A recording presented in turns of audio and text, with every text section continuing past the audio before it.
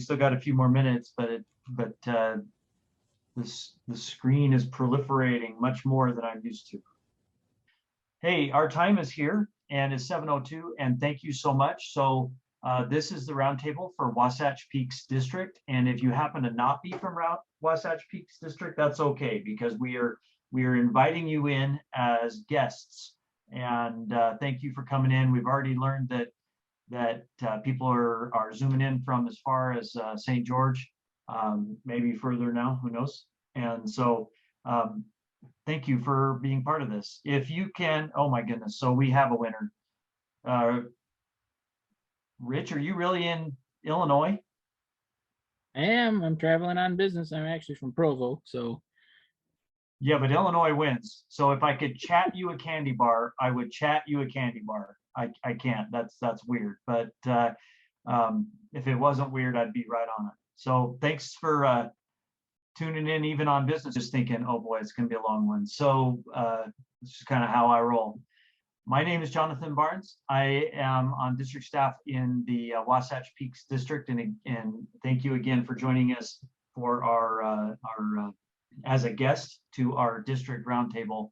And we've got some things going here. The first thing I want to do is I want to show a video. So I'm going to show a video, and you can, if you do me a favor and make sure that you are muted. So that's the mute button in the bottom left corner of your screen. And I'll hit this video, which is our Pledge of Allegiance and the oath and the law. If you're willing, because the frame of our camera, I think, is more appropriate. If you're willing, just stay seated and take care of or participate in this opening kind of thing. I think that fits this Zoom environment, and I think it's respectful to have it fit that way. Those in uniform, please salute. Those who are not, put your right hand over your heart. Ready, begin. I pledge allegiance to the flag of the United States of America and to the republic for which it stands, one nation, under God, indivisible, with liberty and justice for all. On my honor, I will do my best to do my duty to God and my country, to obey the Scout law, to help other people at all times, to keep myself physically strong, mentally awake, and morally straight. A Scout is trustworthy, loyal, helpful, friendly, courteous, kind, obedient, cheerful, thrifty, brave, clean, and reverent. Appreciate your participation. We have some announcements for tonight. The first announcement is that 2 days, I think, Saturday the 16th, Real Salt Lake has invited Scouts to come for a reduced price. So that's Real Salt Lake versus the Colorado Rapids. I believe they're selling tickets for $28 instead of their usual $34. When I go to utahscouts.org, the first picture on the moving banner is the advertisement for the Scout Night, and it takes you, if you click on it, to the link where you could buy tickets. And so if you're interested with that, or your family or whoever, that is an option just this upcoming Saturday night. Is Jeremy on the call from Scouts? Hey, Jonathan, how are you? Pretty good. Good. I'm going to turn some time to you, if that's all right. All right. Who out here is in a unit that has already signed up for camp next year? Go ahead and raise your hand, or on the bottom of your screen, click the reaction. Excellent. Plenty of hands up there.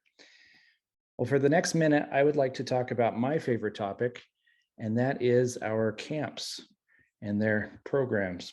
I'm going to share my screen real quick. Hopefully all of you can see this. So we want to help you find your camp in 2022. So the council operates 14 camps out of our 20 camp facilities. This is a quick little map to show you across the state and across the council where you can find one of our camps this next year. So let's dive into it a little quick.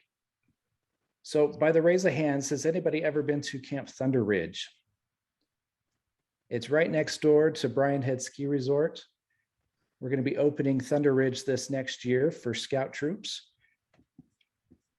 We're also going to be opening Camp Typhy in Sanpete County, just north of Manti, Camp Hunt up on the Bear Lake, and Camp Lowell, just 1 mile south of Yellowstone. So we have 4 exciting camp programs for your unit to choose from if you're a Scouts BSA troop. And for you Cub Scouts out there, listen up. We've got Camp Fife, we've got Camp Kiesel, we've got Camp Tracy, and Camp Mapledale. And for those of you who are not near one of those, starting in St. George and working our way up to Green River, Wyoming, we've got the traveling day camp. So we've got a Cub camp near each of you this next year. So you're asking yourself, where do I go to learn about this, Jonathan?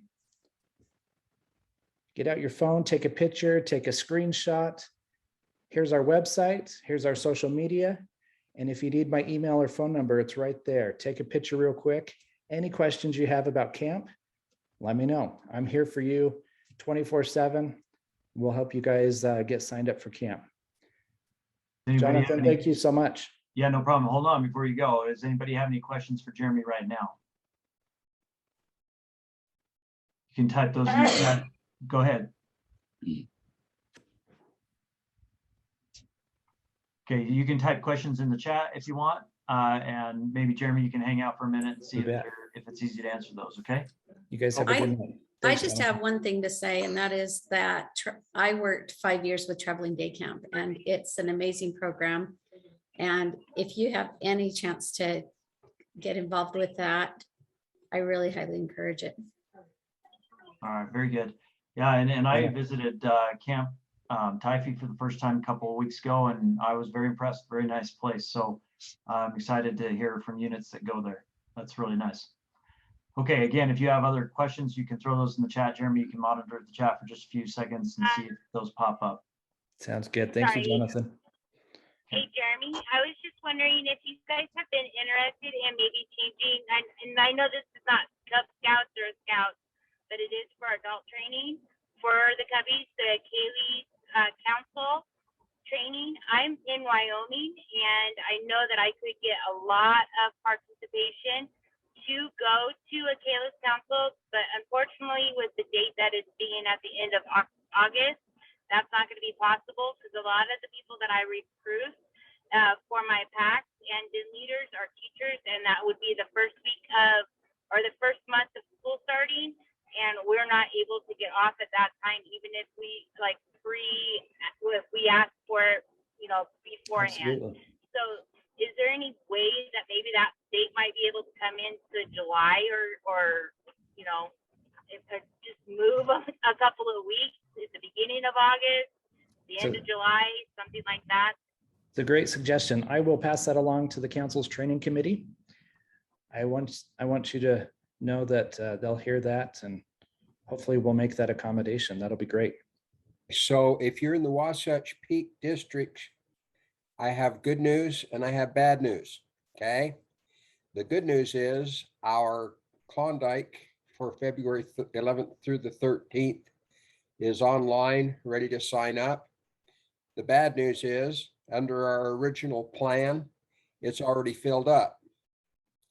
We can still put more units in, and I'm glad to discuss getting you into the Klondike with any unit that wants to give me a call or shoot me an email. No, don't shoot me an email or text. Call me, because it's a little complicated what we have to do. It's going to be a great Klondike.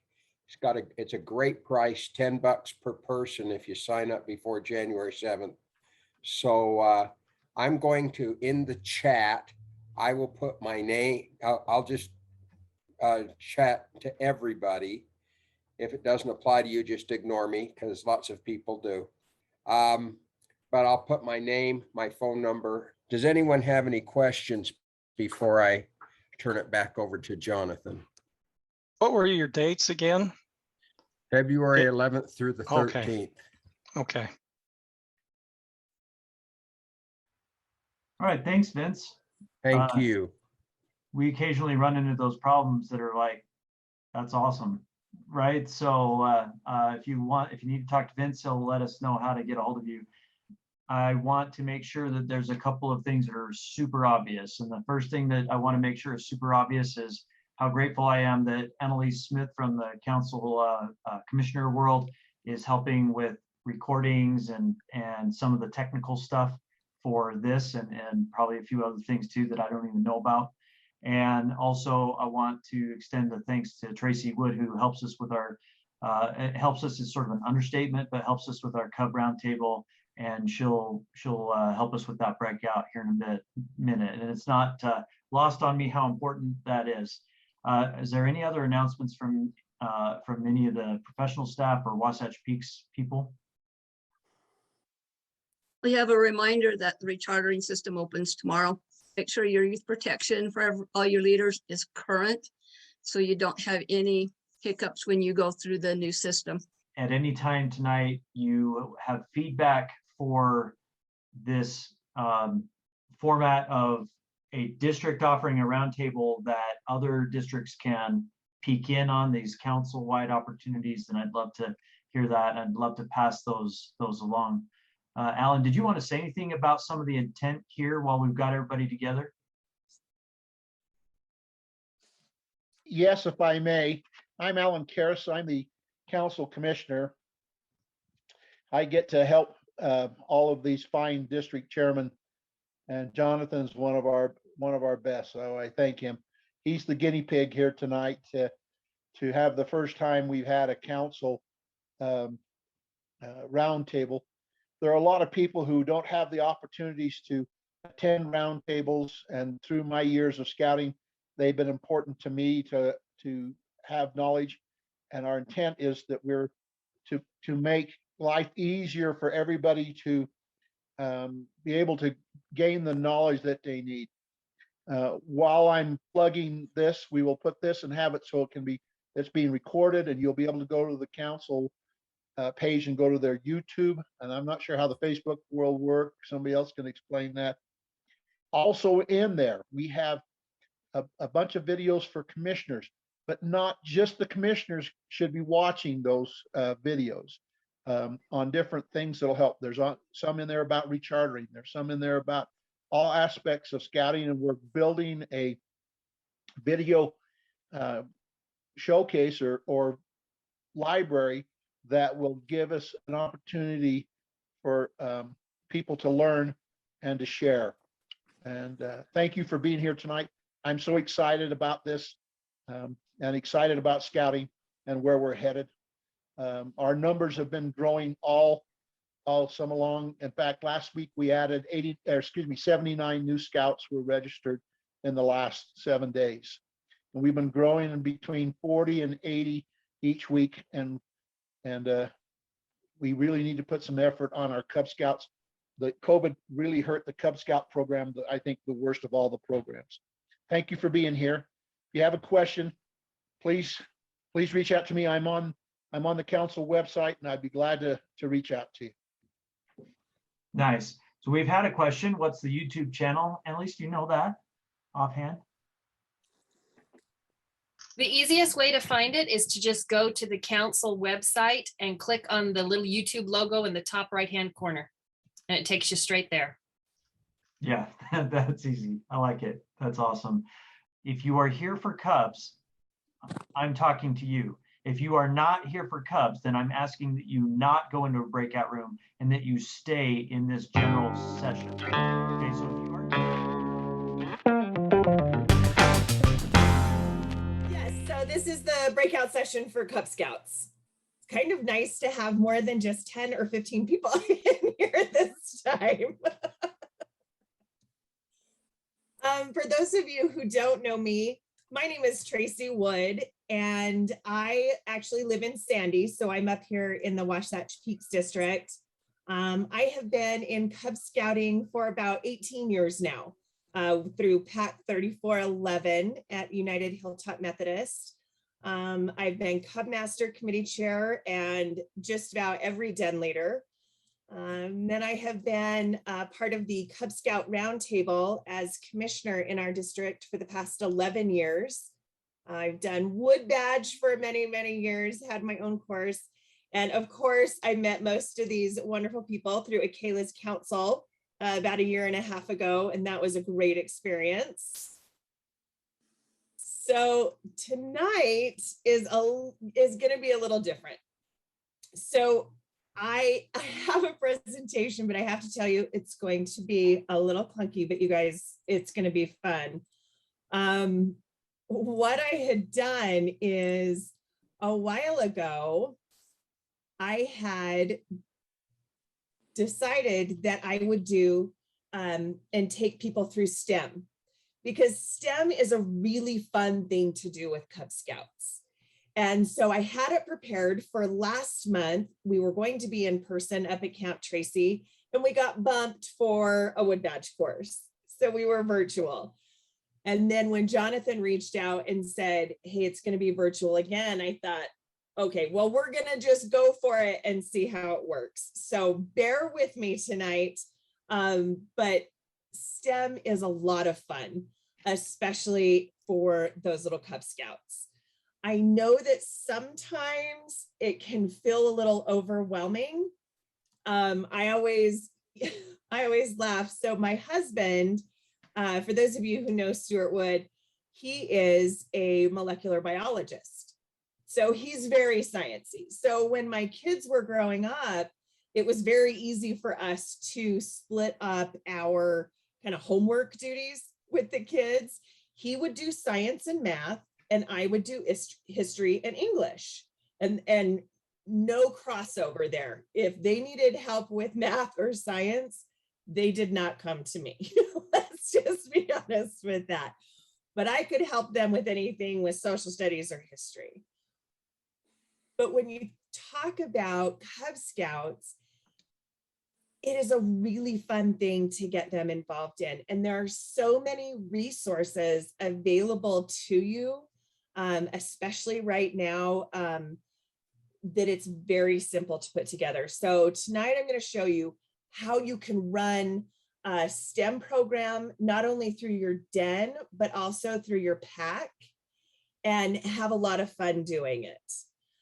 So kind of the suggested theme that I went with would be the curiosity of Cubs, because learning through laughter and doing things with your hands is the best form of learning, especially for those littles. They just love it, and it can be a lot of fun. But on the other side, if you want to talk about a suggested law, the point of the Scout law is brave. And it does take a lot of bravery to do this. It also takes a lot of preparation. Before you really get into doing anything with STEM and showing those kids a lot of the experiments, make sure you've done them at home so you know they're going to work. Make sure you have all of the materials that you need so that you know everything is going to work out. But really, it's just talking about different science, technology, engineering, and math. And that's what STEM stands for. But as you start going, like I said, there are a lot of resources. You can always look up anything on Pinterest or Google. If you Google any one of the requirements for STEM, millions of posts will populate from packs, not only here in our council, but around the country, of different ideas that they have done, different experiments that they have ran with their Cub Scouts, and all of those different things, so that you have an idea of where to start and what you want to use to kind of mold your own program. The first place you should really go is the BSA website. It's a great resource, and it's going to take you through all of the requirements that are necessary when you're running that STEM program with your Cub Scouts. So there are the 4 basic groups. So you have the science, technology, engineering, and math. And there are 11 requirements for the STEM program. And each one of those actually works into the different DENS achievements as well. So if you were to go ahead on the BSA website and you click Science Everywhere, you would actually have a PDF pop up. So once you click that, the PDF file pops up, and it's going to show you, this is just a screenshot of it, but it's 2 pages for the Cub Scout to go through and really to look and see what is required. It takes them through the 5 different requirements. All right, so it doesn't want to play in full screen mode, so we'll play in this mode instead. So this is what I was talking about when I said the BSA website. It's just at scouting.org. You'll go ahead and just look at the STEM Nova Awards, and it's going to show different areas for Cub Scouts, Scouts, and Venture. You click on Cub Scouts, and this is the screen that you'll get. And then it has the 4 different categories and all 11 of the requirements. So if you were to click on the Science Everywhere, you're going to go ahead and it will come up with the PDF file. And this is the PDF file that you'll see. And the first 2 pages of it are for the Cub Scout. It's going to show them all of the requirements that they have, what they can choose to do, what you can choose to do with them as a den.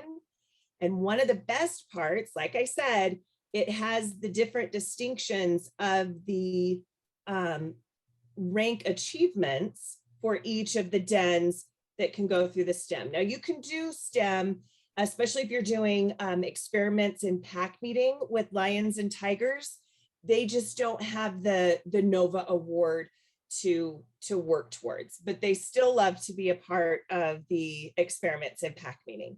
But for the wolves, bears, and weeblos, including the arrows, it will show you some of the different achievements that can be worked on during the same time. So you can kind of double dip a little bit there, which your den leaders will love. And then, speaking of resources, the next portion of the PDF file that pops up is going to be your leader instructions. And that's what's really important. It's going to teach you how to present the information to the Cub Scouts. It's going to tell you how and why and what you're doing, what materials are needed, give you different examples of some of the experiments that you can run with your Cub Scouts.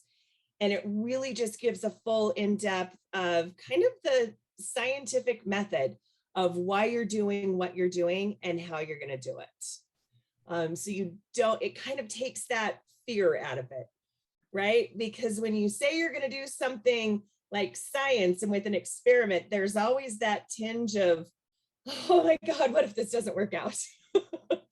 And I can't promise you that it's going to work out every single time you do an experiment, because we have all been in den or pack meetings where we have planned everything out and then something goes wrong. So make a plan for that too, because something could go wrong. But if you've practiced those experiments at home, you're going to be able to do them. And it's a lot of fun for the kids. Like I said, there's plenty of resources. This is actually the Cub Scout unit guide for STEM. It is basically a PDF file. It can be found on the file log, but really the easiest thing to do to get this PDF file is to Google Cub Scout Guide to STEM. And the PDF link will come up right almost at the top. And it's about a 15-page resource guide. It's kind of like a Cliff Notes version of a leader guide to how to present the STEM, what you'll need, and just different ideas on how to get the Cub Scouts engaged and involved. Because we all know at the end of the day, it's about focusing their energy and putting it towards something that they can learn from and have fun doing. Okay, remember, they've been in school all day, whether you're online or whether you're in person, they've been in school all day and they just want to have a good time. So they're really rowdy and rambunctious. And some of these experiments really can help focus that energy, because all of a sudden they want to pay attention, they're excited, and they're learning something while they're having a good time. And that is really one of the most important and easiest ways to teach any concept. And all of us know that because we've been Cub Masters and Den Leaders for a long time, is if you get their focused attention, that's where you can get them and finally get them to understand different points of the scientific method or anything that you're trying to teach them. So do any of you have any questions on how you can go through and find resources for STEM, or how to incorporate that into your curriculums? Sorry. Okay, so let's see. 2 years ago, I did the NOVA Awards with my wolf den, and it took us all summer meeting just about every week or twice a week to do their supernova, which was really exciting and fun. But this program that you're talking about, the unit guide for STEM and NOVA activities, is that different than the supernova program that I had done with them?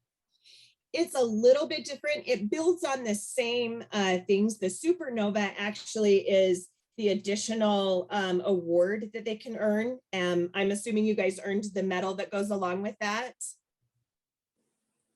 Yes, but the Cub Master at that time did not get us the medal. We got the patch with all the stars, but he didn't purchase the medal. So it's kind of like the religious knot. You know how there's a duty to God requirement for every single one of the ranks, and then there's an additional religious knot that they could earn if they work with their different institution. It's kind of the same thing with the STEM. So this is the basic pack and den STEM. This guide right here, the unit guide, actually lays out a 4-week plan. And then the supernova is above and beyond where they would earn that medal. It's great. It's a lot of fun. The kids have a ton of fun, and the medal is really cool. Now, the one thing I will warn you about with that supernova is the medals themselves. The actual award for the supernova are $26 a piece. So, I know, and there was 11 in my den, and I think that is why my Cub Master did not purchase the medals. It can be a little daunting. So what we've done as a pack, when we have offered the supernova in the past, we've gone through this STEM program. And then if they want to do the supernova, we have asked the parents to pay for half of the medal. So the pack actually pays for half and the parents will pay for half, because it can be a little financially prohibitive for quite a few packs. This is Dan Hatch. We're looking at NOVA seriously in our pack, but a couple of things I just want to bring out is that for each of the NOVA awards, it has an adventure in each of the ranks. Some of those adventures are being discontinued next June. Just heads up on that if you want to have the associated adventure, they're going to be gone next June. They're being discontinued. So hopefully there will be some that will be put in that can fill that void. But if you do work on it, you do have about 9 months before they're completely gone away. Right. And usually it takes about 4 to 6 weeks, especially with the holidays coming up. It's fun to start in November because there's a lot of things that the kids and their parents can do at home or that you could do online, because we all know that once we get, past Thanksgiving and into December, there are very few weeks where you can have those den meetings because of the holidays. So it really is a great time to kind of get them focused, and then you can come back those first 2 or 3 weeks of January and finish it off for those who need to finish up. But yes, like he said, it does need to be completed by the end of June. Because the thing is the requirements that he's talking about right here, where it says what's for the wolf, the bear, and the weeblo dens. Those things that are being discontinued, really, you may need to already hunt down those awards, because when those were announced last June, the there were a lot of places that were like, we're not ordering anymore. So what we have is what we have. So Yeah, if we you're gonna started get making, those. some of them we've started making by ourselves in the pack, and just kind of little, you know, how you'll make like a Pinewood Derby trophy and you'll hand make those. We've started making some of the awards because you can't find them in scout shops or online anymore. Some of them are very hard to find. For example, the second 100 Weeble Scouts, Maestro, that is one of them. So just a heads up. Yeah, so they'll be going in June, but they're still valid and they're a lot of fun. And even if you wait until the summer to do them, still go through them because the Cub Scouts still love them. Like with Maestro, where it's, you know, you're using music and magic and doing all those things. Think about all of the ways that music can work with math and science and really get in there. I mean, they really do work together, and it's still a fun achievement. So if you've got a couple extra weeks in the summer, you know, go ahead and just offer some of those old ones, and then just give them a certificate saying that they passed it. It wouldn't count for their rank after June, but it would still be a lot of fun for them. Can I show off the medals? Those are what they look like. Those are the medals, and they are a lot of fun. And the Cub Scouts worked so hard to earn them. But again, make sure that you have that conversation with your parents and your Cub committee, because they are a little on the expensive side. Like I said, those medals are about $26 a piece. There's also just a certificate they could get too. So anyway. And it looks great in a Weeblo shadow box when they cross over into the troop. I'll tell you that. Okay, are there any other questions about how, you know, what resources or anything before we kind of get going into some of the experiments you could try? Yeah, I do. I'm sorry. I have a question about the Nova medals. With it being 2 years since my boys had went through that, if I got a hold of the parents now and could we purchase those medals now, even though it's been a couple of years? I would say absolutely. I mean, they earned it. They worked for it. You could go ahead and give them, you know, an award that kind of in a retrospective manner. They also have they have a bar that can go on their uniform too, and that can stay on their scout uniform throughout the Scouts BSA. Yes, because Scouts, the troop and the crew also have their own version of STEM, so they can definitely take that through into in their scouting journey. Just you got to cover just briefly what a Nova counselor's requirements are, and that it's not that hard to be a Nova counselor. The Nova counselor requirements are not actually that difficult. It is laid out. If you go to the BSA right here, you can actually type on the counselor and mentors. It's very easy for someone to go through and register as a counselor or mentor. It's not really as in-depth as, say, a merit badge on the troop level. It is done for Cub Scout leaders and Cub Masters, so you can go ahead and go on there and read through some of those. It may take a few days, but really it's a pretty simple process, and it can all be received right here from that counselors and mentors page. Thank you for covering that, because a lot of people see that and you think they've got to get your husband to teach it. And that's not true. No, you do need a counselor to go through, especially if you're doing the Supernova. If you're doing the Supernova, you want to work with a registered counselor. That's right. Some training you can too. go through ahead and register right here and see all the requirements that are needed that way. Yeah, I just thought I should bring that up. Thank you. As a Cub Master, when you're starting to work with your den leaders to really go through a STEM program, and your den leaders are going to be working on certain things, and certainly your counselor would oversee all of that. There are a few fun experiments, really just to get the kids excited and involved in things. And I've done these before and they are a lot of fun. And I wish I could show them to you in person. If we were in person right now, I would just have different stations set up.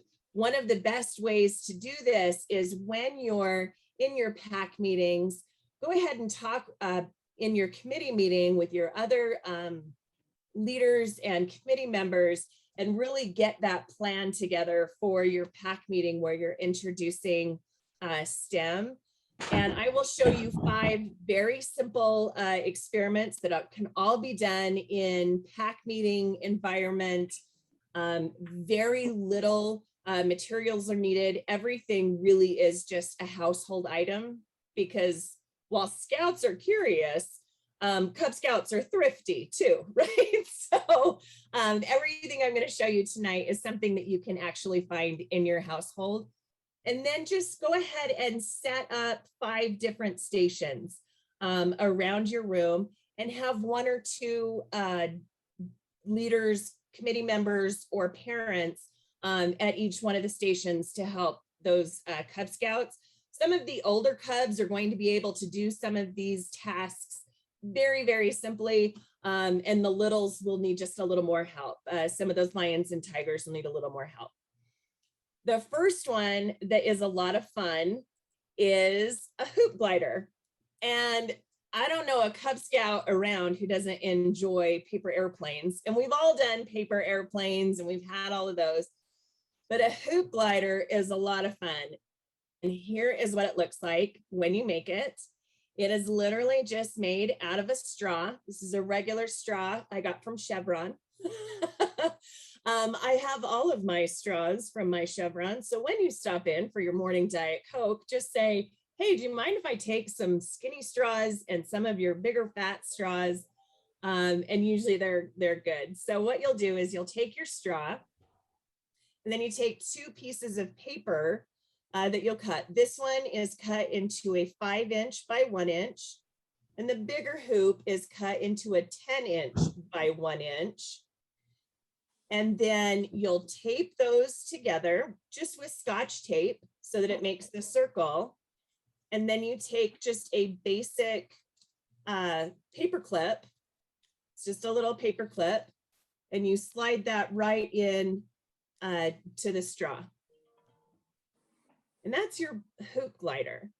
And really the reason for the hoop glider is it's going to show the scientific principle for it is actually drag.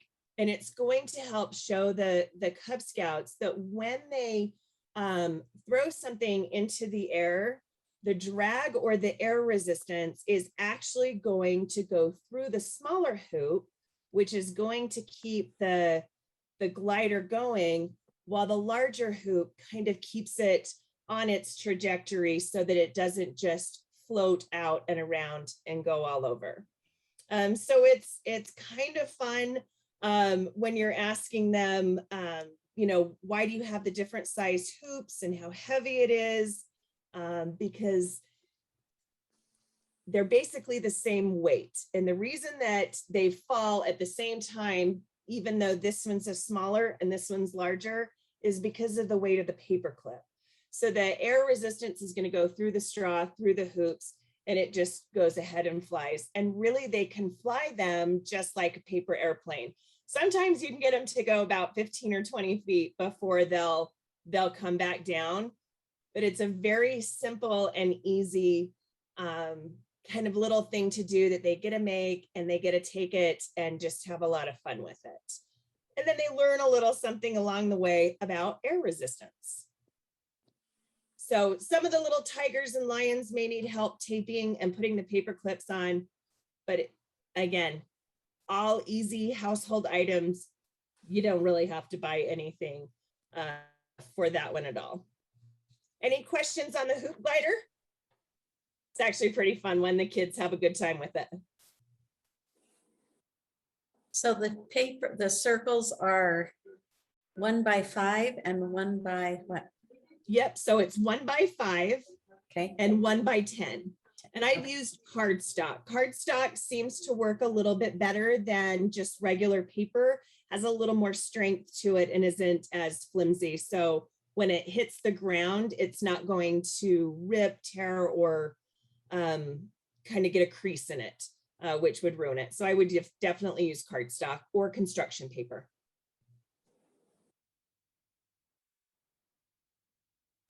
The next one are rockets. And I have to tell you, for those of you who have never done any type of rocket with Cub Scouts, you are really missing out, because anything rocket a Cub Scout is all about, regardless of age. One of my favorite things in life is water rockets. I love shooting water bottles up, stomp rockets, air rockets, anything like that. This little experiment actually is a straw rocket. And here is what they'll make. What you're going to want to do is give this Cub Scouts a template. It's just 2 rockets. And I have this template. If you guys would like me to send you kind of these PDFs and some of these templates, I've got my email address here coming up. But you'll have these out for the Cubs. They can go ahead and color those and then cut it out. And all you need for this is the paper template of the rocket, a piece of Scotch tape. You'll need a regular straw and then the wider straw. So, you know, when you go to Chevron and there's a skinny straw and there's a fat straw, get one of each. And you'll want to cut the fat straw into just a 3-inch piece.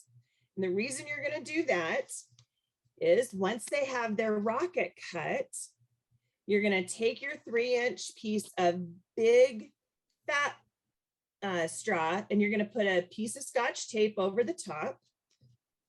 And then you're going to tape it onto the back of the rocket. The small straw will actually fit up into there. And the reason you want to tape that top is so that when they blow into the straw to make the rocket shoot up, the air doesn't come out of the top of that straw. So they're going to want to make sure that no air comes out of that part right there. And then they can go ahead and put their second rocket, just a few pieces of glue or even Scotch tape, and put that other rocket on the side so that they can have it. The longest part about making these rockets is having the kids color them. I mean, let's be honest, Cub Scouts, you think it's going to take like a minute or 2 for them to be artistic. Takes a little longer. So you'll want to be a little patient there, but it's a lot of fun. They can go ahead and just blow them, and they really do work. Back up here. And they shoot up in the air, and it's a lot of fun. I would do those. I would print the rockets out on cardstock. It's a little bit sturdier and gives the rocket a little more weight. But definitely the Cub Scouts have a lot of fun. And while they're drawing and coloring their rockets, you can talk to them about propulsion. And that is really the scientific knowledge that they're taking from this, is when they blow into the straw, it's really that air pressure that is making the rocket go up. It's that drag that helps it fly. One of the things that you can talk about as well are the fins on the rocket. Every time we make stomp rockets or water bottle rockets, lots of Cub Scouts just want to use those bottles or the tubes, and they don't think about putting those fins on. But it's really the fin that helps that rocket fly straight and go higher and stay in the air longer than those rockets who don't have the fins. And so you can talk about the different angles that are used and the propulsion and how those rockets go up into the air while they're laughing and having a good time shoving those rockets up, and they're just going to be flying all over the place. So be prepared to be hit in the head a couple of times with a rocket, but it's paper, so you'll be fine. Just don't look up if you don't wear glasses, because it might hit you in the eye. Are there any questions about the rocket? It's a fun one and the kids do love it. The next one is kind of a little different. It's the floating ball.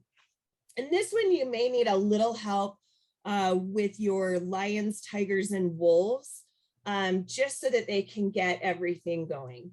You're going to use a bendy straw, just a piece of cardstock, and a little ball of aluminum foil. So what you're gonna do is every single one of the Cub Scouts, I would pre-cut the 4-inch circles just to save a little time, and because they are cutting out their rockets after they color them. We all know that you only have so much time in a pack meeting, so pre-cut those 4-inch circles for them, and then make sure in your circle what you've done is you've just taken and slit down just a straight line about halfway through there. Okay, and that's what you're going to take and they're going to make their cone out of. So they take their paper and then they just fold it up so that it makes that cone. And you're going to want to stop folding when the sides hit. So it's a perfect circle. Any smaller than that, it's going to be a little hard. It makes your cone a little bit smaller. So you want to leave that cone just a little wide. It's just going to look like that. And then you're going to take your Scotch tape and tape along those seams, both inside and out, to make sure that it stays. And then take a piece of scissors and just chop off a little bit of that top, that pointy part on the cone. And that is where that straw is going to fit in. And then you use some Scotch tape to put that straw onto the cone.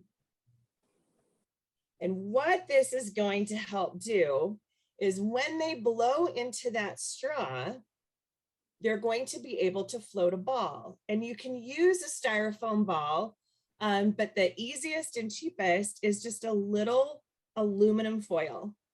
That's all it is. It's just a little ball out of aluminum foil, and we all have 1,000,000 feet of aluminum foil in our kitchens, right? So you just take that, you put it down in the cone, and they can blow on it, and it will actually hover for about 2 inches above, depending on how much and how hard the Cub Scouts can blow.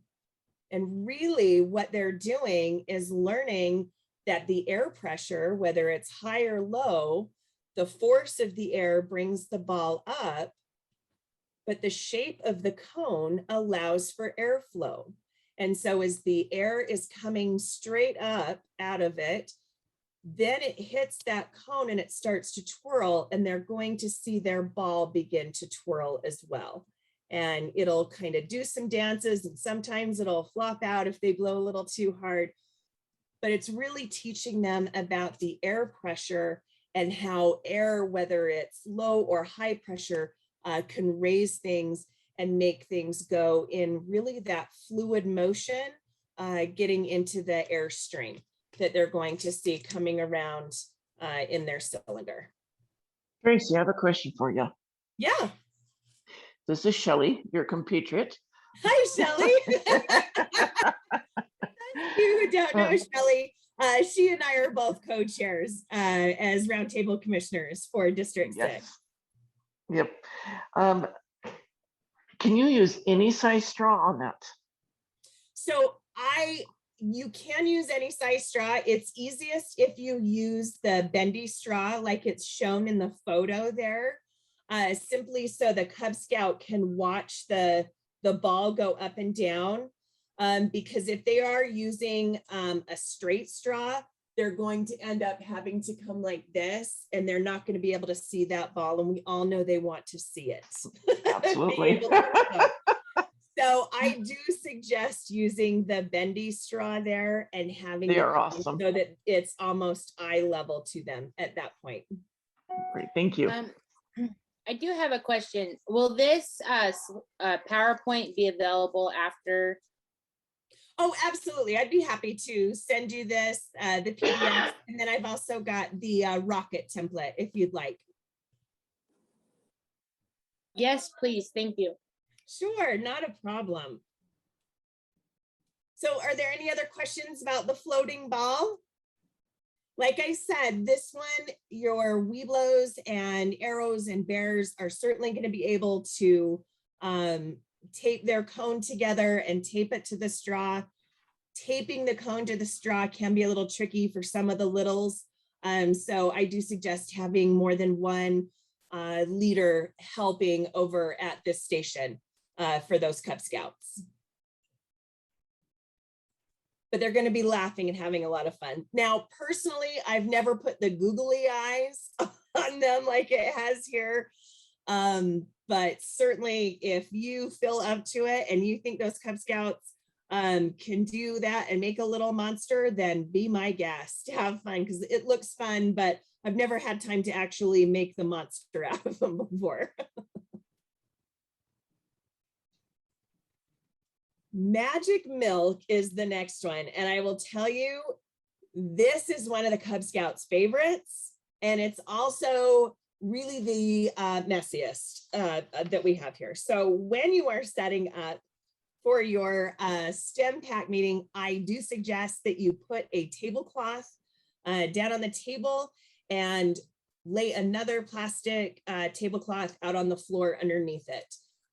Just in case some of the milk or food coloring does get spilled for any reason. So it can be a little messy, but not too bad, not too bad. So the magic milk, what you're gonna do, and I really can't, I'm just gonna have to talk you through this one. This is one I really wish I could show you.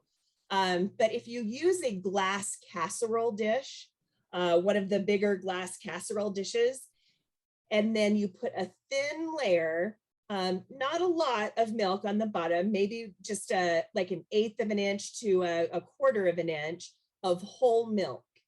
And the reason you want to use whole milk for this experiment is because that's really what the whole experiment is about. You're actually going to teach the Cub Scouts that when about the fat molecules within the milk. And so when you introduce something that attacks those fat molecules, they go away and repel, kind of like a magnet would repel each other. And the food coloring is going to allow you to see that. So don't use 2% or skim because it won't work as well. So make sure you get that full fat whole milk. Then you're going to use just basic food coloring. And just like it shows here in this photo, you're going to put different dots of food coloring into the milk there in your casserole dish. Then you're going to have a little plate where you have some dish soap, just regular Dawn or whatever type of dish soap you use with some Q-tips.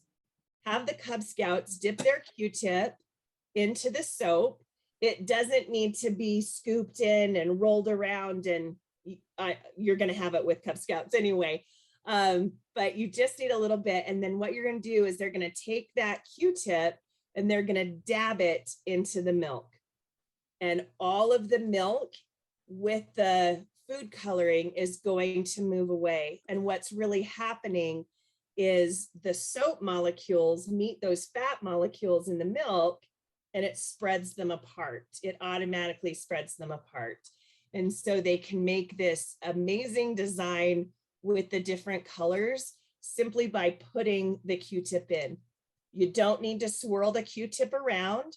They just need to touch it in there, and you'll see the food coloring just kind of go away from the Q-tip at that point. It really is a fun experiment to show them, but it does get a little messy. So you're going to want to make sure that you have either more than one casserole dish or that you've got access to a sink so that you can dump out, just kind of take a paper towel and wipe that casserole dish out and then fill it with a little more milk so that more Cub Scouts can join in and see how everything works.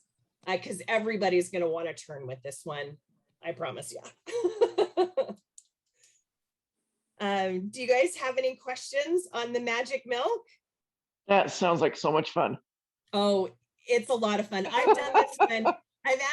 We did this one with leaders a couple of years ago, and I will tell you, they enjoyed it almost as much, if not more, than some of my Cub Scouts did. So That's awesome. it really is. It is a lot of fun, but it can be just a little messy. So make sure you have that tablecloth down and out. And I would definitely have at least 2, maybe 3 people helping and overseeing this one.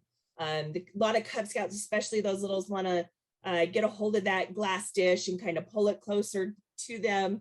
So make sure it's a little on the edge of a table, not where it will fall off, but so that everybody can see those colors and those fat molecules getting pushed away from the soap as it repels it. And it makes just this really pretty little picture, just like up here.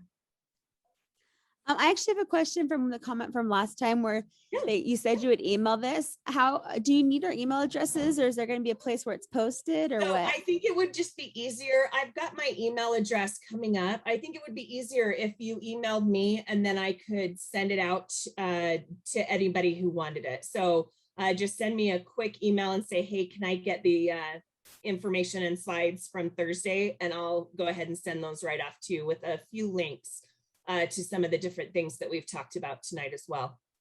Great. The last little one that I have to show you guys, and I'm sorry I've gone over, I have a tendency to talk a lot, so I apologize for that. But the last one is a fun one. It's the balloon rocket. And then it's again with the rockets, right? This one is going to teach them all about thrust. And all of us have grabbed a hold of a balloon and tried to blow that balloon up, and then you accidentally let go and it flies everywhere. That's the whole idea behind this experiment. And it's the thrust. And really it is the balloon itself that pushes that air out. But you're going to take a large straw and you're going to put a piece of yarn through it. Take that yarn and you're going to put it about 15 to 20 feet of yarn. So you can tie it onto a doorknob or to the metal wooden chair, the metal chairs. Well, I think your biggest point is damage. Go ahead and tie it, and then the straw itself will be there. Then you give each one of your Cub Scouts a balloon to blow up, and you'll tape their balloon to the straw. And they're holding it at this point. They can either hold it in their hand, or you can clasp the end with a clothespin or a binder clip, because you don't want them to tie it so that they can let it go. And then you start it, they let go, and that balloon just takes off. But anyway, the balloon rocket is a lot of fun. It's a great way to teach the kids about thrust and the force of energy that the balloon holds in it. And when it's allowed to release that energy, the balloon itself pushes that air out. The air doesn't escape. The balloon wants that energy gone, and the air escaping is what thrusts it forward. But this is a lot of fun to go ahead and have them do. Like I said, I don't know if you heard, but the straw itself is attached to the string. So when the Cub Scouts blow up their balloons, just go ahead and take a piece of masking tape or blue painter's tape, and that's how you'll attach the balloon to that yarn. And when the Cub Scout lets go, it will shoot off down that string. Oh yeah.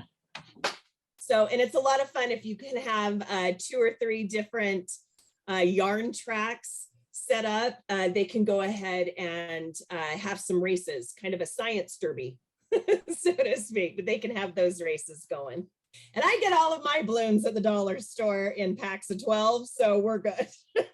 I would be happy to send you the PDF files for the different experiments, the slide deck from tonight, and then the rocket templates as well, so that you can run any of these with your pack, along with some of the different links to the BSA pages, not only on running a STEM, but on the counselors and then some of the Yeah, different well, resources. Do any of you have any questions? When you do that propulsion, blowing the balloon, Yes. I think that might be an activity that you could have your Cubs invite friends to. Oh, absolutely. Any of the, really, when you're talking about recruitment events or having friends brought in, all you need is a pack event or a pack meeting that you know the Cub Scouts are going to be up and running around and laughing and having a good time, regardless of what it is. Any type of pack meeting or pack event can be used as a recruitment, but this would be a great one, especially if you're going to do the balloon rockets as a derby race. Yeah, that would be so much fun. Oh yeah, absolutely. Thank you, Tracy. Sure. All right. Well, I'm sorry that I've gone a little bit over our time, but I really appreciate all of you sticking around. I kind of got off, Rich threw me a little bit, so I just want you to know that usually when we do Cub Scouts, especially when we're all together, I always start with a song, and we would have been up and singing and doing a song. A little hard to do on Zoom, but I do have a STEM joke that is very Cub Scouty for you.